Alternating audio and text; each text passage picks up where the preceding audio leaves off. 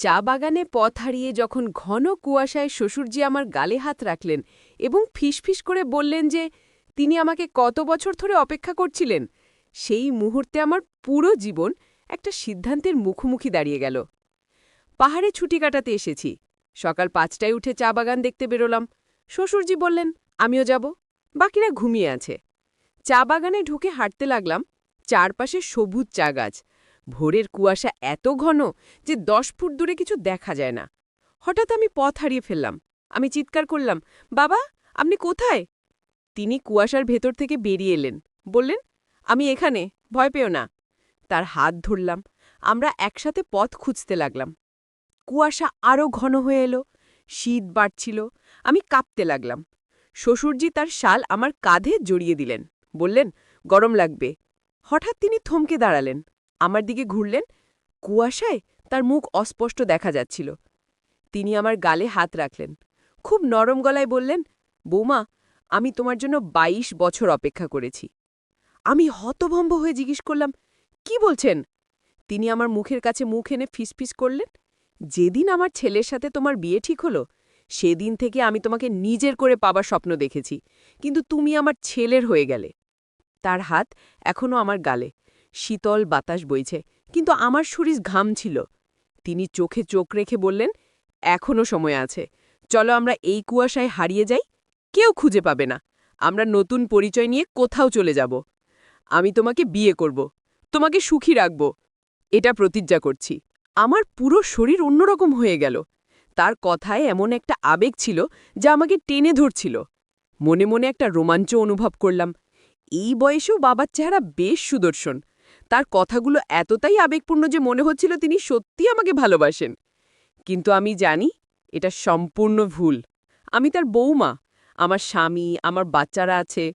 আমি মুখে কঠিন গলায় বললাম, বাবা, আপনি কি বলছেন, বুঝতে পারছেন? এটা সম্পূর্ণ অনৈতিক। আমি আপনার বউমা, আপনার নাতি নাতনি আছে, আমার স্বামী, আমার সন্তানরা কি ভাববে? এটা সম্ভব নয়। প্লিজ চলুন বাড়ি ফিরি। বাবা তার হাত নামিয়ে নিলেন, গভীর দীর্ঘশ্বাস ফেললেন, বললেন, আমি জানতাম তুমি রাজি হবে না, কিন্তু আমার মনের কথা না বললে আর পারছিলাম না। তুমি ঠিকই বলেছ, এটা সম্পূর্ণ ভুল। আমার লজ্জা করছে, প্লিজ আমাকে ক্ষমা করে দাও। এই কথা কাউকে বলো না। আমি প্রতিজ্ঞা করছি আবার কখনো এরকম কথা বলবো না। আমি কিছু বললাম না, শুধু মাথা নিচু করে রইলাম। বাবা বললেন, চলো আমরা ফিরে যাই। তিনি আমার হাত ধরলেন এবং পথ খুঁজতে লাগলেন। প্রায় ২০ মিনিট হাঁটার পর আমরা বাগানের প্রান্তে এসে পৌঁছালাম। বাড়ি ফিরে এলাম। রুদ্র আর তানিয়া তখনও ঘুমিয়েছিল। রঘু চা বানাচ্ছিল। আমি আমার ঘরে গিয়ে দরজা বন্ধ করে শুয়ে পড়লাম। মনে মনে ভাবছিলাম যা ঘটল। পরের ৩ দিন আমি বাবার সাথে ঠিকমতো কথা বলতে পারলাম না। বাবাও আমার দিকে তাকাচ্ছিলেন না। আমার মন খারাপ থাকছিল, কিন্তু বাচ্চাদের সামনে স্বাভাবিক থাকার চেষ্টা করছিলাম। চতুর্থ দিন সকালে রুদ্র আর তানিয়া পাহাড়ে ট্রেকিং করতে গেল রঘুর সাথে। বাড়িতে শুধু আমি আর বাবা। দুপুরে খাবার সময় বাবা বললেন, মেঘনা, আমি আর পারছি না। তুমি আমার দিকে তাকাচ্ছ না, কথা বলছ না, আমি খুব কষ্ট পাচ্ছি। প্লিজ আমাকে ক্ষমা করে দাও। আমি বললাম, বাবা, আপনি ভুল করেছেন, কিন্তু আমি বুঝতে পারি একাকিত্ব কতটা কষ্টের। আপনি মাকে হারিয়েছেন, একা থাকেন, মনের কথা কাউকে বলতে পারেন না। এই পরিস্থিতিতে মনে নানা রকম চিন্তা আসে। আমি আপনাকে ক্ষমা করছি, কিন্তু প্লিজ আবার কখনো এরকম কথা বলবেন না। বাবা চোখ মুছলেন, বললেন, তুমি খুব ভালো মেয়ে। আমার ছেলে ভাগ্যবান যে তোমার মতো বউ পেয়েছে। আমি প্রতিজ্ঞা করছি আবার কখনো এরকম ভুল করব না। সেদিন থেকে সবকিছু স্বাভাবিক হয়ে গেল, কিন্তু সেই রাতে একটা অদ্ভুত ঘটনা ঘটল। রাত প্রায় ২টো বাজে। হঠাৎ আমার ঘুম ভাঙল। মনে হল কেউ যেন জানালার কাছে দাঁড়িয়ে আছে। আমি উঠে জানালার দিকে তাকালাম। কুয়াশার মধ্যে একটা অস্পষ্ট ছায়া দেখলাম। আমি ভয় পেয়ে গেলাম। লাইট জ্বালালাম, কিন্তু বাইরে কিছু নেই, শুধু কুয়াশা। আমি ভাবলাম হয়তো আমার ভুল হয়েছে, আবার শুয়ে পড়লাম। পরদিন সকালে নাস্তার সময় তানিয়া বলল, মা, গতকাল রাতে খুব অদ্ভুত একটা স্বপ্ন দেখেছি। আমি বললাম, কি স্বপ্ন? তানিয়া বলল, দেখলাম একটা বুড়ো মহিলা আমার ঘরে এসে আমার মাথায় হাত বুলাচ্ছে। তিনি সাদা শাড়ি পরে আছেন, তার মুখ দেখতে পাচ্ছিলাম না। তিনি কিছু বলছিলেন, কিন্তু আমি বুঝতে পারছিলাম না। বাবা শুনে চমকে গেলেন। বললেন, তানিয়া, তুমি কি তাকে আবার দেখলে চিনতে পারবে? তানিয়া বলল, মুখ তো দেখিনি, কিন্তু তার গলার স্বর মনে আছে, খুব মিষ্টি স্বর। বাবা ভাবলেন কিছুক্ষণ। তারপর বললেন, হয়তো তোমার দাদিমা তোমাকে দেখতে এসেছিলেন। আমি বললাম, বাবা, এগুলো শুধু স্বপ্ন, ভূতপ্রেত বলে কিছু নেই। কিন্তু বাবা বললেন, মেঘনা, এই পাহাড়ে অনেক অদ্ভুত ঘটনা ঘটে। আমি নিজে অনেক কিছু দেখেছি। তোমার শাশুড়ি মারা যাওয়ার পর থেকে মাঝে মাঝে তার উপস্থিতি অনুভব করি। এই কথা শুনে আমার গায়ে কাঁটা দিয়ে উঠল। রুদ্র বলল, দাদু, আপনি কি দেখেছেন? বাবা বললেন, রাতে মাঝে মাঝে তোমার দাদিমার গলার স্বর শুনি, কখনো তার পায়ের শব্দ শুনি। একবার রাতে দেখলাম রান্নাঘরে কেউ বাসন ধুচ্ছে। আমি গিয়ে দেখি কেউ নেই, কিন্তু বাসন পরিষ্কার করে রাখা। আমি বললাম, হয়তো আপনার ভুল হয়েছে, অথবা রঘু রাতে এসে কাজ করেছে। বাবা মাথা নাড়লেন, বললেন, রঘু সন্ধ্যের পর এখানে আসে না, তার বাড়ি গ্রামের অন্য প্রান্তে। আমি এই কথাগুলোকে পাত্তা দিলাম না, ভাবলাম বাবার একাকিত্বের কারণে এরকম অনুভব হচ্ছে। কিন্তু সেই রাতে আরও অদ্ভুত কিছু ঘটল। রাত তখন ৩টে বাজে। হঠাৎ আমার ঘুম ভেঙে গেল একটা শব্দে। মনে হলো কেউ আমার দরজায় টোকা দিচ্ছে। আমি উঠে দরজা খুললাম, কেউ নেই, করিডোর ফাঁকা। তখন শুনলাম নিচতলা থেকে কোনো একটা শব্দ আসছে। আমি সাহস করে নিচে নামলাম। শব্দটা আসছিল বাবার ঘর থেকে। আমি দরজার কাছে গিয়ে কান পাতলাম। শুনলাম বাবা কারো সাথে কথা বলছেন। আমি আস্তে করে দরজা খুললাম, দেখলাম বাবা বিছানায় বসে আছেন। তিনি কারো সাথে কথা বলছেন, কিন্তু ঘরে আর কেউ নেই। আমি জিজ্ঞেস করলাম, বাবা, আপনি কার সাথে কথা বলছেন? বাবা চমকে উঠলেন, বললেন, মেঘনা, তুমি এখানে? আমি বললাম, হ্যাঁ, আমি শব্দ শুনে এসেছি। আপনি কার সাথে কথা বলছিলেন? বাবা কিছুক্ষণ চুপ করে রইলেন। তারপর বললেন, তোমার শাশুড়ির সাথে। আমার মাথা ঘুরে গেল। বললাম, কি বলছেন বাবা, মা তো মারা গিয়েছেন। বাবা বললেন, আমি জানি, কিন্তু তিনি মাঝে মাঝে আমার কাছে আসেন, আমার সাথে কথা বলেন। আজও এসেছিলেন। আমি ভয় পেয়ে গেলাম। ভাবলাম বাবার মানসিক সমস্যা হয়েছে। আমি বললাম, বাবা, আপনি ঠিক আছেন তো? আপনার হয়তো ডাক্তার দেখানো উচিত। বাবা হেসে বললেন, আমি পাগল হই না মেঘনা। আমি জানি তুমি বিশ্বাস করবে না, কিন্তু তোমার শাশুড়ি আসলেই আসেন। তিনি আমাকে আজ একটা গুরুত্বপূর্ণ কথা বলেছেন। আমি জিজ্ঞেস করলাম, কি কথা? বাবা বললেন, তিনি বলেছেন এই বাড়িতে একটা গুপ্তধন লুকানো আছে। তিনি জানতেন কোথায় আছে, কিন্তু মারা যাওয়ার আগে আমাকে বলতে পারেননি। এখন তিনি আমাকে জানাতে এসেছেন। এবার আমার আগ্রহ হল। আমি বললাম, গুপ্তধন কোথায়? বাবা বললেন, তিনি বলেছেন চা বাগানের মাঝখানে একটা পুরনো বটগাছ আছে। সেই গাছের নিচে ৩ ফুট মাটি খুঁড়লে একটা লোহার বাক্স পাওয়া যাবে। সেই বাক্সে সোনার গয়না আর পুরনো জমির দলিল আছে। আমি বললাম, বাবা, এটা কিভাবে সম্ভব? মা যদি সত্যি আসেন, তাহলে সবাই দেখতে পাবে না কেন? বাবা বললেন, তিনি শুধু আমাকে দেখা দেন, আর তানিয়া তো তাকে স্বপ্নে দেখেছে। ছোটরা মাঝে মাঝে দেখতে পায়। তুমি বিশ্বাস না করলেও ক্ষতি নেই। কাল সকালে আমরা চা বাগানে যাব, বটগাছের নিচে খোঁড়াখুড়ি করব, তারপর দেখব কি পাওয়া যায়। আমি আর কিছু বললাম না। নিজের ঘরে ফিরে এলাম, কিন্তু ঘুম আসছিল না। ভাবছিলাম বাবা কি বলছেন, গুপ্তধন, এসব তো গল্পের বইয়ে হয়। বাস্তবে কি সম্ভব, নাকি বাবার মানসিক ভারসাম্য হারিয়ে গেছে? পরদিন সকালে নাস্তার পর বাবা বললেন, চলো আমরা চা বাগানে যাই। রুদ্র বলল, আমিও যাব। তানিয়াও বলল, আমিও। আমরা 4 জন মিলে চা বাগানে গেলাম। বাবা একটা কোদাল নিয়ে গেলেন। রঘুকেও সাথে নিলেন। চা বাগানে প্রায় ২০ মিনিট হাঁটার পর একটা বিশাল বটগাছ দেখলাম। গাছটা অনেক পুরনো, মোটা শিকড় মাটির উপর ছড়িয়ে আছে। বাবা বললেন, এই গাছের নিচে। রঘু কোদাল দিয়ে মাটি খুঁড়তে শুরু করল। আমরা সবাই দাঁড়িয়ে দেখছিলাম। প্রায় ২ ফুট খোঁড়ার পর কিচ্ছু পাওয়া গেল না। আমি ভাবলাম, দেখো, কিছু নেই, বাবার ভুল হয়েছে। কিন্তু রঘু আরও ১ ফুট খোঁড়ার পর হঠাৎ কোদাল একটা শক্ত জিনিসে ঠেকে গেল। রঘু বলল, দাদা, এখানে কিছু একটা আছে। বাবা উত্তেজিত হয়ে বললেন, সাবধানে খোঁড়ো। রঘু হাত দিয়ে মাটি সরাতে লাগল। কিছুক্ষণ পর একটা লোসার বাক্স বেরিয়ে এলো। বাক্সটা অনেক পুরনো, চারপাশে মরিচা ধরেছে। আমার চোখ কপালে উঠে গেল। সত্যি একটা বাক্স? রুদ্র আর তানিয়া খুব উত্তেজিত হয়ে গেল। বাবা বাক্সটা তুলে নিলেন, বললেন, চলো বাড়িতে গিয়ে খুলি। আমরা বাড়ি ফিরে এলাম। বসার ঘরে সবাই বসলাম। বাবা একটা হাতুড়ি দিয়ে বাক্সের তালা ভাঙলেন। বাক্স খুলে সবাই অবাক হয়ে গেলাম। ভেতরে সত্যিই সোনার গয়না আছে, নেকলেস, কানের দুল, চুড়ি, সব কিছুই অনেক পুরনো ডিজাইনের। আর একটা মোটা খাম ছিল। বাবা খামটা খুললেন। ভেতরে কয়েকটা জমির দলিল আর পুরনো চিঠি।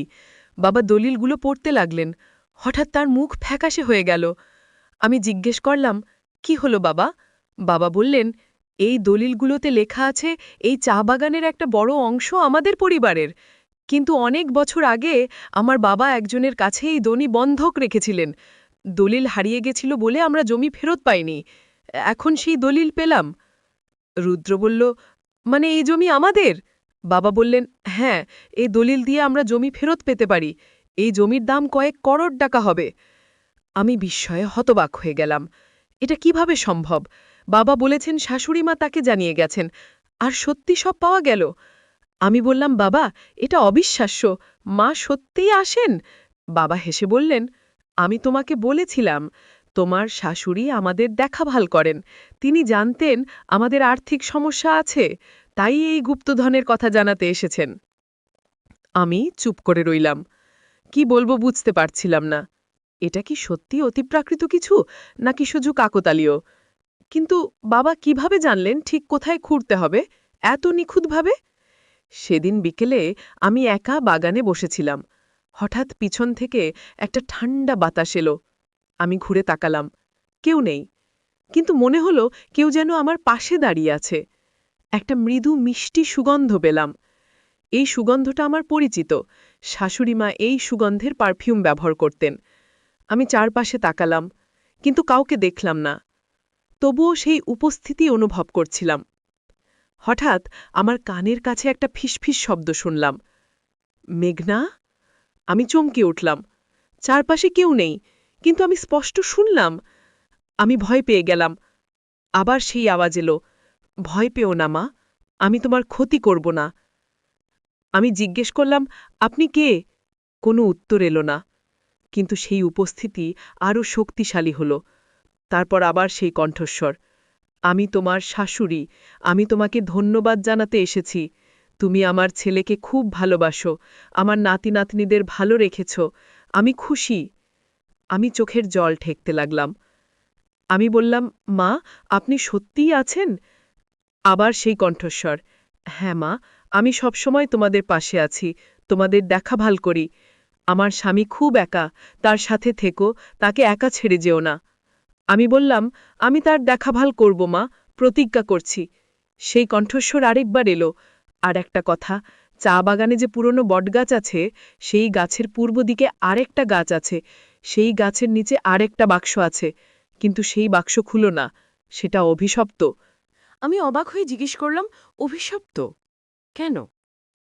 কিন্তু আর কোনো উত্তর এলো না। সে উপস্থিতি হালকা হয়ে গেল, সুগন্ধও মিলিয়ে গেল। আমি একা বসে রইলাম। মনে মনে ভাবছিলাম, শাশুড়িমা কি বলেছেন? আরেকটা বাক্স? অভিশপ্ত? আমি এই কথা বাবাকে বলবো কিনা ভাবছিলাম। যদি বলি, বাবা নিশ্চয়ই সে বাক্স খুঁজতে যাবেন। কিন্তু শাশুড়িমা তো বলেছেন সেটা অভিশপ্ত, খোলা উচিত নয়। আমি সিদ্ধান্ত নিলাম এই কথা কাউকে বলবো না। কিন্তু পরদিন রাতে আরও অদ্ভুত কিছু ঘটল। রাত তখন 4টে বাজে। হঠাৎ তানিয়ার চিৎকারে আমার ঘুম ভেঙে গেল। আমি দৌড়ে তানিয়ার ঘরে গেলাম। দেখলাম তানিয়া বিছানায় বসে কাঁদছে। আমি জিজ্ঞেস করলাম, কি হয়েছে? তানিয়া বলল, মা, আমি দাদিমাকে দেখলাম। তিনি আমার ঘরে এসেছিলেন, আমাকে সাবধান করতে বলছিলেন। আমি বললাম, সাবধান কিসের? তানিয়া বলল, তিনি বললেন, চা বাগানে যেও না, সেখানে বিপদ আছে, বিশেষ করে পূর্ব দিকের পুরনো গাছের কাছে যেও না। আমার গায়ে কাঁটা দিয়ে উঠল। শাশুড়িমা আমাকে একই কথা বলেছিলেন, আর এখন তানিয়াকেও সাবধান করতে এসেছেন। এর মানে কি? সত্যি কি কোনো বিপদ আছে? পরদিন সকালে আমি বাবাকে সবকিছু বললাম। শাশুড়িমা আমার সাথে কথা বলেছেন, আরেকটা বাক্সের কথা বলেছেন, কিন্তু সেটা অভিশপ্ত। আর তানিয়াও স্বপ্নে শাশুড়িমাকে দেখেছে, তিনি সাবধান করেছেন। বাবা শুনে গম্ভীর হয়ে গেলেন। বললেন, তোমার শাশুড়ি ঠিকই বলেছেন। আমি জানতাম সেই পুরনো গাছের কাছে কিছু একটা আছে। অনেক বছর আগে আমার বাবা আমাকে বলেছিলেন, সেই গাছের কাছে যেতে নিষেধ করেছিলেন। তিনি বলেছিলেন সেখানে অশুভ শক্তি আছে। আমি জিজ্ঞেস করলাম, কী ধরনের অশুভ শক্তি? বাবা বললেন, আমার ঠাকুরদাদা ছিলেন একজন তান্ত্রিক। তিনি অনেক তন্ত্রমন্ত্র জানতেন। তার মৃত্যুর আগে তিনি তার তন্ত্রের বইপত্র আর জিনিসপত্র একটা বাক্সে ভরে মাটিতে পুঁতে রেখেছিলেন। তিনি বলে গিয়েছিলেন, কেউ যেন সেই বাক্স না খোলে। যে খুলবে তার ওপর অভিশাপ নেমে আসবে। আমি শিউরে উঠলাম। বললাম, তাহলে আমরা সেই বাক্সের কাছে যাব না? বাবা মাথা নাড়লেন, বললেন, হ্যাঁ, যাওয়া উচিত নয়। কিন্তু সমস্যা হলো, রঘু গতকাল আমাকে বলেছিল সে চা বাগানে একটা পুরনো গাছের কাছে মাটিতে কিছু একটা পুঁতে রাখা দেখেছে। সে খুঁড়ে দেখতে চাইছে। আমি বললাম, রঘুকে থামাতে হবে। তাকে বলুন সেখানে যেতে নিষেধ। বাবা বললেন, আমি বলবো, কিন্তু রঘু খুব কৌতূহলী, সে না মানতে পারে।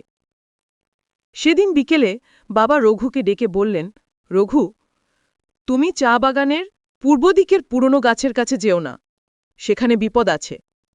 রঘু হেসে বলল, দাদা, আপনি ভূতে বিশ্বাস করেন? আমি ভয় পাই না। আমি কাল সেখানে গিয়ে খুঁড়ে দেখব কি আছে। বাবা রাগ করে বললেন, রঘু, আমি তোমাকে মানা করছি, এটা আদেশ। কিন্তু রঘু ধর করে বসল। বলল, দাদা, হয়তো সেখানেও ফোনাদানা আছে। আমি খুঁড়ে দেখব, আপনি থামাতে পারবেন না। বাবা আর কিছু বললেন না, কিন্তু তার মুখ চিন্তিত হয়ে গেল। রাতে খাওয়ার পর বাবা বললেন, মেঘনা, আমার মনে হচ্ছে রঘু কাল সেখানে যাবে। আমাদের কিছু করা উচিত। আমি বললাম, আমরা কি করতে পারি? রঘু তো শুনছে না। বাবা বললেন, কাল সকালে আমরা রঘুর আগে সেখানে যাব। যদি সত্যিই কোনো বাক্স থাকে তাহলে সেটা আমরা সরিয়ে ফেলব, কোথাও লুকিয়ে রাখব, যেখানে রঘু খুঁজে পাবে না। আমি বললাম, কিন্তু আমরা সেই বাক্স খুলব না, শুধু লুকিয়ে রাখব। বাবা বললেন, হ্যাঁ, খোলার দরকার নেই, শুধু লুকিয়ে রাখব। পরদিন খুব ভোরে আমি আর বাবা চা বাগানে গেলাম। কোদাল নিয়ে গেলাম। বটগাছ থেকে পূর্ব দিকে প্রায় 50 ফুট দূরে আরেকটা পুরনো গাছ দেখলাম। গাছটা অনেক বিশাল, কিন্তু একদম শুকনো। একটা পাতাও নেই। মনে হচ্ছিল গাছটা মরে গেছে অনেক বছর আগে, কিন্তু এখনো দাঁড়িয়ে আছে। গাছের কাছে যেতেই একটা অদ্ভুত অনুভূতি হলো। মনে হলো এখানে আসা উচিত হয়নি। চারপাশে একটা ভারী পরিবেশ, বাতাসও যেন থমকে গেছে। বাবা বললেন, এখানেই খুঁড়ব। তিনি কোদাল দিয়ে মাটি খুঁড়তে শুরু করলেন। প্রায় 1.5 ফুট খোঁড়ার পর কোদাল শক্ত কিছুতে আটকে গেল। বাবা হাত দিয়ে মাটি সরাতে লাগলেন। একটা কালো লোহার বাক্স বেরিয়ে এলো। বাক্সটা আগের বাক্সের চেয়ে ছোট, কিন্তু অনেক ভারী। বাক্সের গায়ে অদ্ভুত সব চিহ্ন খোদাই করা। আমি সেই চিহ্নগুলো দেখে ভয় পেয়ে গেলাম। মনে হলো কোনো অশুভ প্রতীক। বাবা বাক্সটা তুলে নিলেন, বললেন, চলো, এটা বাড়িতে নিয়ে লুকিয়ে রাখি। আমরা বাড়ি ফিরে এলাম। বাবা বাক্সটা তার ঘরের আলমারির পেছনে লুকিয়ে রাখলেন। বললেন, কাউকে বলো না এ বাক্সের কথা, বিশেষ করে রঘুকে। কিন্তু সেদিন দুপুরে রঘু আমাদের খুঁজতে লাগল। সে বলল, দাদা, আমি সেই পুরনো গাছের কাছে গিয়েছিলাম, দেখলাম মাটি খোঁড়া আছে। কেউ কি আগে গিয়েছিল? বাবা মিথ্যে বললেন, আমি জানি না, হয়তো কোনো জন্তু জানোয়ার মাটি খুঁড়েছে। রঘু বিশ্বাস করল না। সে বলল, দাদা, আপনি কিছু লোকাচ্ছেন। আমি জানি সেখানে কিছু ছিল, আপনি তুলে নিয়েছেন। বাবা রাগ করে বললেন, রঘু, তুমি বাড়াবাড়ি করছো, তোমার কাজ করো। রঘু রাগ করে চলে গেল। কিন্তু আমার মনে হলো সে এত সহজে ছাড়বে না। সেদিন রাতে আরও অদ্ভুত কিছু ঘটল। রাত প্রায় 11টা বাজে। আমরা সবাই ঘুমিয়ে পড়েছি। হঠাৎ বাড়িতে একটা জোরে আওয়াজ হলো। মনে হলো কিছু একটা পড়ে গেছে। আমি উঠে বাইরে এলাম। দেখলাম বাবার ঘরের দরজা খোলা। ভেতরে গিয়ে দেখি বাবার আলমারি খোলা পড়ে আছে। সেই কালো বাক্সটা মেঝেতে পড়ে আছে। বাবা ঘুম থেকে উঠে এলেন, দেখে অবাক হলেন, বললেন, এটা কিভাবে পড়ল? আমি তো আলমারি বন্ধ করে রেখেছিলাম। আমি বললাম, হয়তো ঠিকমতো বন্ধ হয়নি। কিন্তু মনে মনে সন্দেহ হল। শাশুড়িমা বলেছিলেন এই বাক্স অভিশপ্ত, হয়তো সত্যিই কিছু অশুভ শক্তি আছে। বাবা বাক্সটা আবার তুলে আলমারিতে রাখলেন। এবার দরজা তালা দিয়ে বন্ধ করলেন। কিন্তু পরদিন সকালে দেখলাম আবার আলমারি খোলা, বাক্স মেঝেতে পড়ে আছে। এবার আমি ভয় পেয়ে গেলাম। বাবাকে বললাম, বাবা, এই বাক্স বাড়িতে রাখা ঠিক হচ্ছে না, এটা নিয়ে কিছু একটা করতে হবে। বাবা বললেন, তুমি ঠিক বলেছ, কিন্তু কি করব? আবার মাটিতে পুঁতে রাখব? আমি বললাম, না, সেটাও ঠিক হবে না, রঘু খুঁজে পাবে। আমাদের এই বাক্স নদীতে ফেলে দিতে হবে, অনেক দূরে, যেখানে কেউ খুঁজে পাবে না। বাবা রাজি হলেন। সেদিন বিকেলে আমরা দুজনে বাক্সটা নিয়ে পাহাড়ের অন্যদিকে গেলাম। সেখানে একটা গভীর খাদ আছে, নিচে একটা ছোট নদী বয়ে যায়। আমরা সেই খাদের ধারে দাঁড়ালাম। বাবা বাক্সটা ছুঁড়ে ফেলতে যাচ্ছিলেন। হঠাৎ পেছন থেকে একটা আওয়াজ এলো, দাদা, আপনি কি করছেন? আমরা ঘুরে তাকালাম, দেখলাম রঘু দাঁড়িয়ে আছে। সে আমাদের অনুসরণ করে এসেছে। রঘু বলল, দাদা, এ বাক্সে কি আছে, আমাকে দেখান। বাবা বললেন, রঘু, তোমার কোনো দরকার নেই এটা জানার, চলে যাও। কিন্তু রঘু এগিয়ে এলো, বলল, দাদা, আমি জানি এই বাক্সে মূল্যবান কিছু আছে, আমাকেও ভাগ দিতে হবে, নইলে আমি সবাইকে বলে দেব। বাবা রাগ করে বললেন, রঘু, তুমি ভুল করছ, এই বাক্সে কোনো সোনাদানা নেই, এটা অভিশপ্ত, যে খুলবে তার ক্ষতি হবে। রঘু হেসে বলল, আমি ভূতপ্রেত বিশ্বাস করি না, আমাকে বাক্স দিন। সে জোর করে বাক্স কেড়ে নিতে গেল। বাবা বাক্স ধরে রাখলেন। দুজনের মধ্যে টানাটানি শুরু হলো। হঠাৎ বাক্স আবার হাত থেকে পিছলে গিয়ে মাটিতে পড়ল। বাক্সের তালা ভেঙে গেল, ঢাকনা খুলে গেল। বাক্সের ভেতর থেকে একটা ঘন কালো ধোঁয়া বেরিয়ে এলো। ধোঁয়াটা দ্রুত ছড়িয়ে পড়তে লাগল। আমরা সবাই পিছিয়ে গেলাম। ধোঁয়ার মধ্যে একটা অদ্ভুত আকৃতি তৈরি হল। মনে হলো কোনো মানুষের ছায়া, কিন্তু অনেক বড়, প্রায় ৮ ফুট লম্বা। সেই ছায়া আমাদের দিকে এগিয়ে এলো। রঘু ভয় পেয়ে চিৎকার করে দৌড়াতে লাগল, কিন্তু কয়েক পা যেতেই সে হটকে খেয়ে পড়ে গেল। সেই ছায়া রঘুর কাছে গেল। রঘু চিৎকার করতে লাগল। আমরা সাহায্য করতে গেলাম, কিন্তু পারলাম না। সেই ছায়া রঘুকে স্পর্শ করল। রঘুর চিৎকার থেমে গেল। সে নিথর হয়ে শুয়ে রইল। আমি ভয়ে কাঁপতে লাগলাম। বাবা আমার হাত ধরে বললেন, দৌড়াও। আমরা সেখান থেকে দৌড়ে পালালাম। পেছনে ফিরে তাকালাম, দেখলাম সেই ছায়া এখনও সেখানে আছে, কিন্তু আমাদের অনুসরণ করছে না। আমরা বাড়ি ফিরে এলাম। রুদ্র আর তানিয়া জিজ্ঞেস করল, কি হয়েছে? আমরা সব বললাম। রুদ্র বলল, আমাদের রঘুকে সাহায্য করতে হবে।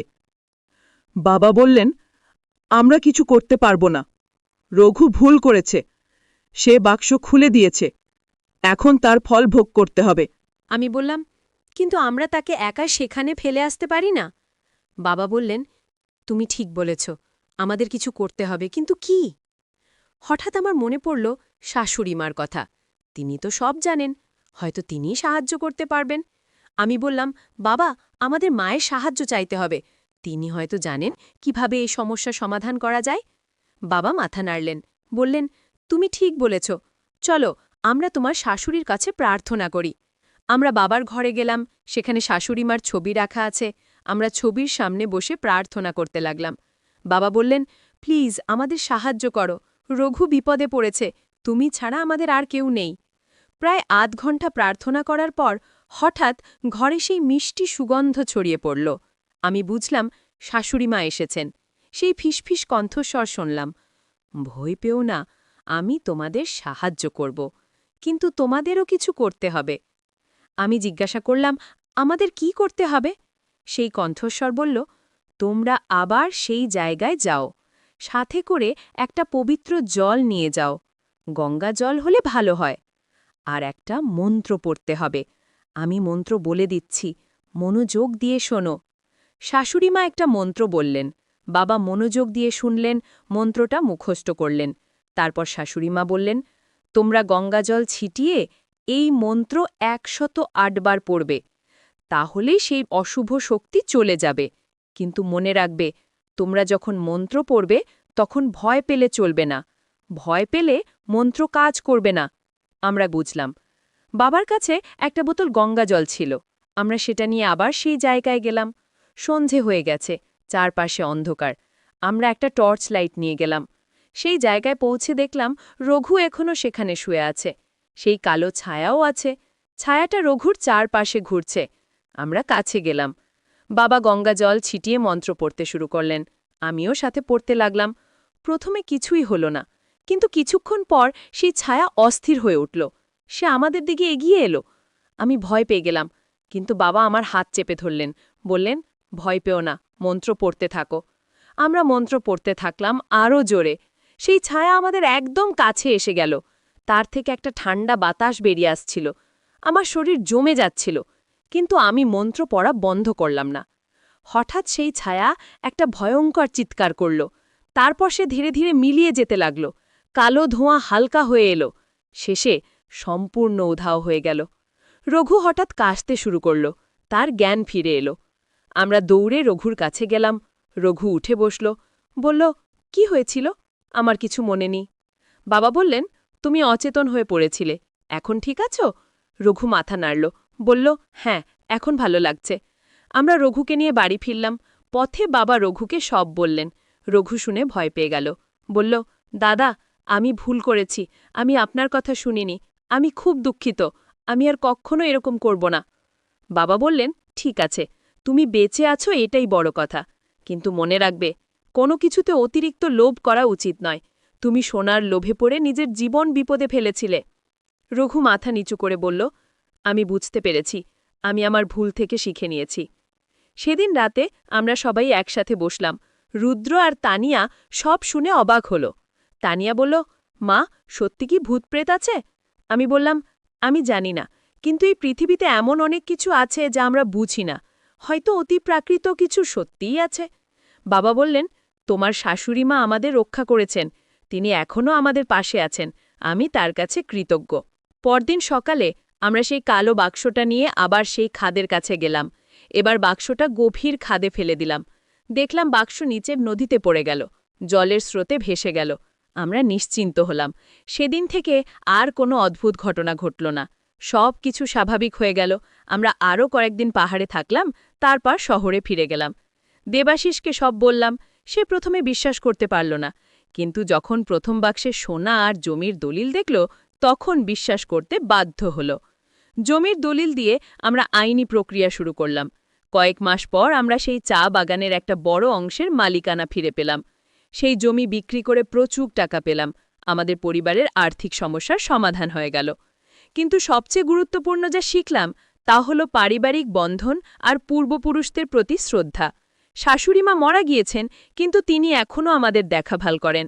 তিনি আমাদের বিপদ থেকে রক্ষা করেছেন। আমরা তার কাছে চিরকৃতজ্ঞ। আর বাবা, তিনি এখন আর একা নন। দেবাশিস সিদ্ধান্ত নিল আমরা বছরে অন্তত ৩ বার পাহাড়ে যাব, বাবার সাথে সময় কাটাব। তিনি খুব খুশি হলেন।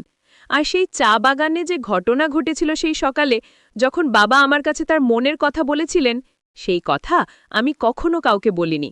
এটা আমাদের মধ্যে একটা গোপন ব্যাপার হয়ে থাকল। বাবা তার প্রতিজ্ঞা রাখলেন, আর কখনো সেরকম কথা বলেননি। তিনি আবার আগের মতো আমার শ্বশুর হয়ে গেলেন, একজন স্নেহশীল, দায়িত্বশীল পরিবারের প্রধান। আর আমি তাকে শ্রদ্ধা করি, তার একাকিত্ব বুঝি, চেষ্টা করি তাকে পরিবারের সাথে সংযুক্ত রাখতে। এই ঘটনা আমাকে শিখিয়েছে যে জীবনে অনেক রহস্য আছে, অনেক অদ্ভুত ঘটনা ঘটে যা আমরা ব্যাখ্যা করতে পারি না।